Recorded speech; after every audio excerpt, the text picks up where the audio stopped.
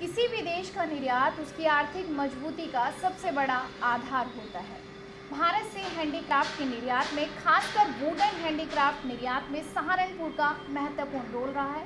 वहीं आपको बता दें कि यहाँ के निर्यातकों को आगे बढ़ाने में महत्वपूर्ण भूमिका निभा रही export promotion council of handicraft यानी कि ईपीसीएच। इस वक्त ईपीसीएच के मेन यहाँ पर जो मैनेजमेंट को संभालते हैं उस मोहम्मद आसिफ जी इस वक्त मेरे साथ मौजूद है और उनसे जानेंगे ईपीसीएच के बारे में विस्तार से। सबसे पहले तो आपका बहुत बहुत स्वागत है सिटी वेब पर सर। ईपीसीएच किस तरह से काम करती है, मेरा सबसे पहला सवाल आपसे यही रहेगा। Madam ji, export promotion council for handicraft सभी हाथ से, हैंडीक्राफ्ट मीन्स जो काम हाथ से हो रहा है, हैंडीक्राफ्ट प्रोडक्ट वो किसी भी फील्ड में हो सकता है। वुड में भी हो सकता है, कांच में भी हो सकता है, टेक्सटाइल में भी हो सकता है, और बहुत से, जैसे कि आपकी दूसरी क्राफ्ट पॉटरी भी क्राफ्ट हैगी जो जिससे हम बर्तन बनते हैं, या सिरेमिक आर्ट हैगी जो सिरेमिक का काम है, वो भी इसी में सारे सभी ही प्रोडक्ट को प्रमोट करने के लिए, उनके प्रमोशन के लिए, एक्सपोर्ट को प्रमोट करने के लिए ईपीसीएच वर्क करता है पैन इंडिया बेसिस पे। पैन इंडिया बेसिस हमारे जो ब्रांच ऑफिस हैं वो हमारा कैलकाटा, बॉम्बे, बेंगलोर, आपके मुरादाबाद और नरसापुर, ऑल इंडिया में इसी तरीके से हमारे डिफरेंट रीजन्स में जो हैं ब्रांच ऑफिस हैं। वहाँ से सभी स्किल डेवलपमेंट के प्रोग्राम चलते हैं। स्किल डेवलपमेंट लाइक जैसे कि जो एंटरप्रेन्योर, जो आर्टिज़न हैं, जो कारीगर हैं, वो जो नीचे से उठना चाह रहे हैं ऊपर, जिनके अंदर कारीगरी है लेकिन वो ऊपर नहीं उठ पा रहे हैं, उनके स्किल्स को बढ़ावा देता है ईपीसीएच। उनके स्किल्स को बढ़ावा दे करके उनको एंटरप्रेन्योर लेवल पर लेकर के आते हैं। एंटरप्रेन्योर लेवल मीन्स उद्यमी, जो उसके बाद एंटरप्रेन्योर को जो है एक्सपोर्ट लेवल पे, इस तरीके से एक बना हुआ है, चेन बनी हुई है हर लेवल पे। मैन्युफैक्चरिंग में, जैसा कि सहारनपुर में आप देख रहे हैं, हम यहाँ कॉमन फैसिलिटी सेंटर में बैठे हैं मंडी समिति रोड पे। मैं यहाँ पे जो प्रोडक्शन वर्क हैगा, यहाँ के जो वर्क हैं, मैं उसको देखता हूँ। हमारा हेड ऑफिस दिल्ली में है। दिल्ली में हमारे डायरेक्टर और मैनेजमेंट का जो स्टाफ है, एडमिनिस्ट्रेशन का स्टाफ जो हैगा, वो सब वहाँ पे बैठते हैं और वहीं से सारी चीज़ों को पैन इंडिया और इंटरनेशनल लेवल पे उनको एक्सपेंड करते हैं।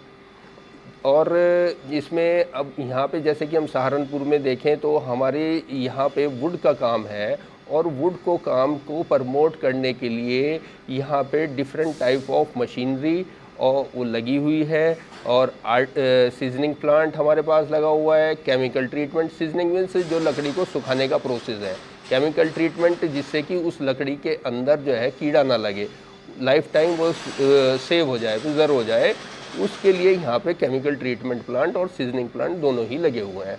क्योंकि लकड़ी गीली अगर होगी तो मॉइस्चर उसके अंदर रहेगा, तो लकड़ी के अंदर जो है डिफरेंट टाइप ऑफ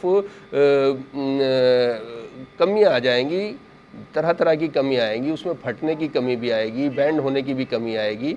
तो इसलिए उसको सुखा कर ही लिया जाए, उसको इस्तेमाल में लिया जाए, जिससे कि जो है बाहर से जो हमारा एक्सपोर्ट होता है उसमें किसी तरह का क्लेम जो है ना भरना पड़े, उससे बचा जाए और हमारी क्वालिटी बेहतर बन सके और ज़्यादा से ज़्यादा इंडिया से एक्सपोर्ट हो सके।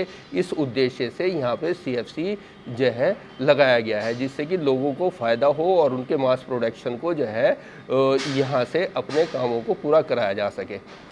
तो हैंडीक्राफ्ट के जो निर्यातक हैं उनको आप किस तरह की सुविधा प्रदान करते हैं? उनको मैडम यहाँ पे जो सुविधाएँ हैं वो एक तो मैंने जैसा कि बताया अभी, केमिकल ट्रीटमेंट, जिससे कि उसमें कीड़ा ना लगे, वो मास लेवल पे हम यहाँ हमारे पास 250-300 क्यूबिक फीट मटेरियल पर 4 आवर्स में हम जो है केमिकल कर देते हैं।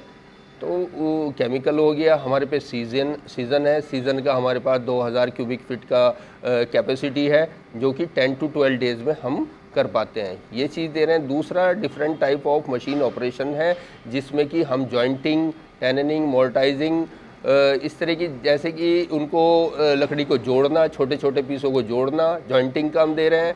और different type of would product component हम दे रहे हैं। असेंबली किसी भी तरह की हम नहीं करते यहाँ पे, क्योंकि आर्टिसन के पास वो काम बहुत है और वो बाहर भी कर सकते हैं उस काम को। असेंबली बाहर भी हो सकती है।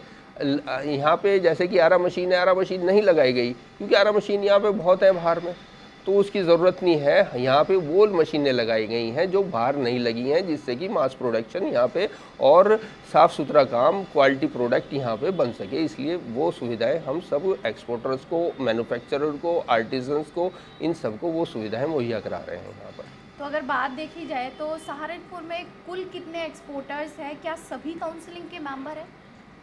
जो EPCH के मेंबर हैं करीब 280 के आसपास जो हैं EPCH के मेंबर्स हैं सहारनपुर से, जो सहारनपुर से हैं।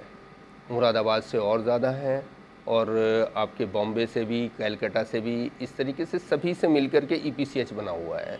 सभी मेंबर्स हैंगे, सभी कमेटी मेंबर अलग हैं। COA मेंबर, जैसे कि यहाँ से COA मेंबर अभी जो हैं ओसाफ गुड्डू जी हैं।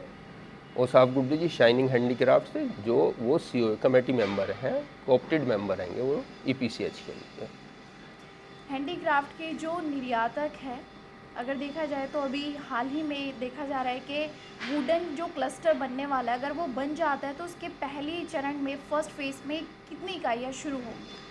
मैडम जी, जो मैं काफ़ी जगह मैंने देखा है, जो मेरा एक्सपीरियंस इस मामले में है, कि वो ये है कि ये जो सिर्फ यहाँ पे जो ये कॉमन फैसिलिटी सेंटर लगा हुआ है, ये सब चीज़ों का हल नहीं है। इससे भी बहुत बड़े लेवल पे काम चाहिए। ये हमारे पास तो सिर्फ 2000 क्यूबिक फीट मटेरियल सीज़न होता है, 2000, बट हमने एक चीज़ ये डमी दिखाई गई है, ये दिखाया गया है कि आप काम ऐसे कीजिए, आप ऐसे क्वालिटी कॉन्शियस बनिए, आप इस चीज़ को देखिए और आप भी इसको लगाइए। हमारे पास भी काम आता रहेगा, आपका भी, इसको भी चलाना है हमने। नो प्रॉफिट नो लॉस पे ही चलाना है, कोई प्रॉफिटेबिलिटी का प्रोजेक्ट नहीं है ये, तो नो प्रॉफिट नो लॉस पे ही चलना है। और इससे लोगों को सीखने को मिलता है। जब देखता है आदमी, प्रैक्टिकल वर्क देखता है सामने कि हाँ ये चीज़ वाकई ये अच्छी चीज़ बनी हुई है, तो आदमी सोचता है कि मुझे भी ऐसा करना चाहिए। तो उस चीज़ जो ODF है, यानी कि वन डिस्ट्रिक्ट वन उत्पाद है, उसमें जी, तो अभी तक कितना उसमें डेवलपमेंट हुआ है? क्या कुछ प्रोग्रेस हुई है? ODOP तो सहारनपुर से वुडक्राफ्ट का है ही है। वुडक्राफ्ट को जो वुड के प्रोडक्ट हैं वो ODOP के अंदर हैं। अभी मैं समझता हूँ पिलखनी में जो है बड़ा CFC के लिए एक वो रखा भी गया है, वहाँ पे भी बहुत बड़ी फैसिलिटी के लिए जो है एक, वहाँ पे लोग पिलखनी की तरफ भी जा रहे हैं। जैसा कि आपको शायद राम जी सुनेजा जी ने भी आपको बताया होगा, जहाँ तक मैं समझ रहा हूँ, जैसे कि आप उनके पास गए थे तो उन्होंने भी बताया होगा आपको, पिलखनी में बहुत बड़ा क्लस्टर वहाँ पे डेवलप होने जा रहा है अब जो है। आगामी वर्षों में जो हैंडीक्राफ्ट है उसमें भारत का कितना निर्यात बढ़ने की संभावना है और सहारनपुर का हिस्सा कितना होगा? ये कहना थोड़ा मुश्किल है कितना होगा अभी इतने एडवांस में, लेकिन इन फ्यूचर निर्यात बढ़ेगा, ये ज़रूर है कि वो बढ़ेगा। और इसमें हमें जो ज़रूरत है वो डेवलपमेंट की ज़रूरत है, ज़्यादा से ज़्यादा इसमें डेवलपमेंट, ज़्यादा से ज़्यादा क्रिएटिविटी, क्योंकि हैंडीक्राफ्ट जो है क्रिएटिविटी पे निर्भर करता है। डिज़ाइंस पे, नए डिज़ाइन चाहिए, वहाँ के टेस्ट एंड ट्रेंड चाहिए। जहाँ पे आप एक्सपोर्ट कर रहे हैं वहाँ कैसा टेस्ट है, क्या ट्रेंड चला हुआ है, अभी फिनिश कैसी चल रही है, तो उन चीज़ों के ऊपर काम करने की आवश्यकता है और नए डिज़ाइन डेवलपमेंट की आवश्यकता है, जिससे कि हम ज़्यादा से ज़्यादा निर्यात कर सकेंगे। और उम्मीद है आने वाले वर्षों में जो है इसका डबल निर्यात हो पाएगा। तो अगर देखा जाए जो वुडन हैंडीक्राफ्ट है उसमें नए उद्यमी जो निर्यातक आ रहे हैं उनके लिए कितनी संभावना है और EPCH उनको कितना आगे बढ़ाने में सपोर्ट करेगा? EPCH उनको फुल सपोर्ट कर रहा है। अभी भी जो नए मेंबर्स हैं, हमारे जो नए मेंबर्स आ रहे हैं, उन्हीं को फर्स्ट प्रायोरिटी दे रहा है फेयर में पार्टिसिपेट करने की।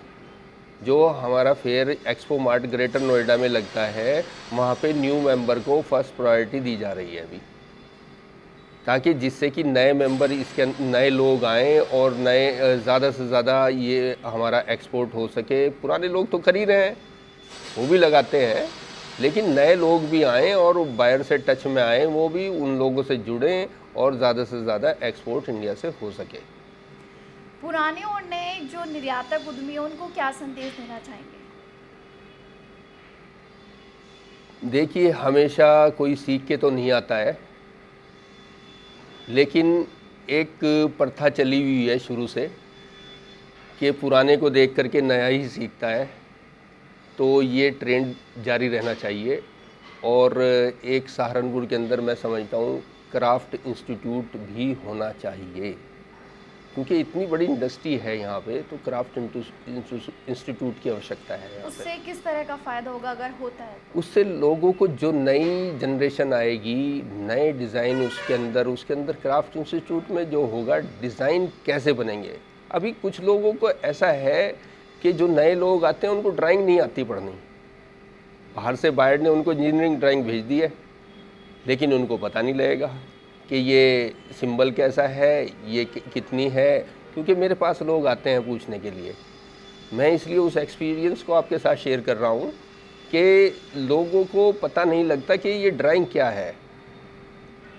अब वो नए लोगों को नहीं है, तो इसलिए जो लोग अब बच्चों को सिखाएंगे, अपने बच्चों को सिखाएंगे, वो इसको सिखाएं ज़रूर, जिससे कि वो इन चीज़ों को पढ़ सके।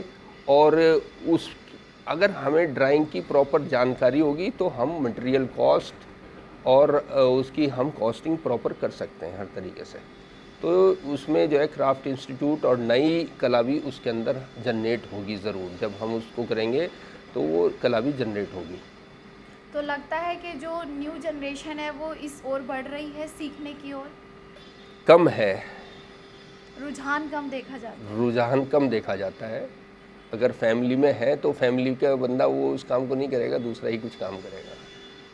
तो कोई तो और संदेश इसीलिए मैं देना कह रहा हूँ चाहते हैं कि सहारनपुर की जनता को? इसीलिए कह रहा हूँ एक क्राफ्ट इंस्टीट्यूट होना चाहिए, जिससे कि लोग उसमें पढ़ें और टेक्निकलिटी सीखें। इस फील्ड के अंदर क्या टेक्निकलिटी है, इससे हमारे आने वाले टाइम में जो इंडस्ट्री का इंफ्रास्ट्रक्चर हैगा वो सुधार होगा उसके अंदर।